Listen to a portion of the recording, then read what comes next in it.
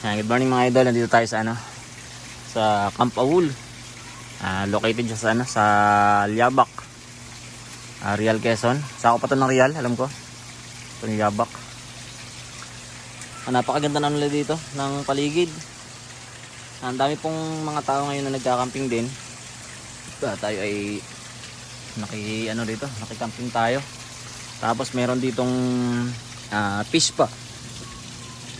Ayan, marami po silang isda na maliliit. At ito ay pag sinawsaw mo yung paa mo, maglalapitan yan para kanilang kagat-kagatin. Ayan, kagaya nito, try natin. Ayan, subukan natin mga idol. Saglit na yung kakagat-kagatin yung paa natin. Tingnan nyo. Ayan na, ayan, nag-umpisa na. Ang dami na nila, eh. Ayan na, sabi. Nakakakiliti.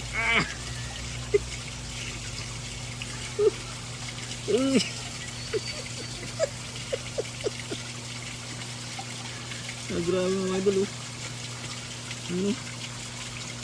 Grabe. Ang dami nila. Nakakiliti. Sobra nakakiliti ito mga aga. Inaano lang naman nila, sinisip-sip-sip lang yung mga balat-balat mo sa paa. Ano na? Para siyang koi fish. Hindi ba siguro mag-alaga nito? Huh? Grabe, ang dami. Ay, may malaki. Malakas mangagat.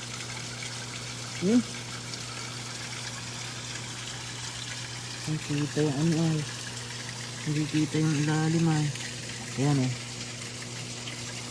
Ay, grabe mga agaw. May sinag kasi ng ayan. Grabe kung kagatin nila yung paa natin. Dami nila.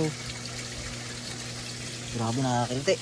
Silipin naman natin mga kagato itong kanila ditong alagaan ng koi. Daming koi fish lalaki.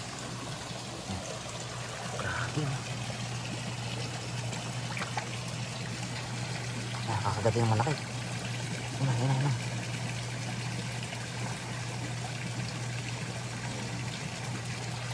Lalaki. Kagaya ito sa Nubali. Yung mga laki ng koi dito mga kaaga. Kung nakapunta na kayo ng Nubali, ganun din ang laki ng mga koi dito. Ibig sabihin matagal na rin itong inaalagaan dito. Ang dami na rin nila Iba-ibang kulay.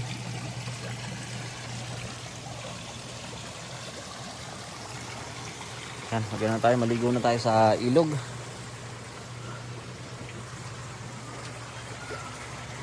Ayan liligo na tayo. Babala ako doon. Dito na mga aga yung paliguan. Sinaraduhan nila dito yung kabilang ilog. Dito pwede kayong mag-swimming, tumalon. Ayan.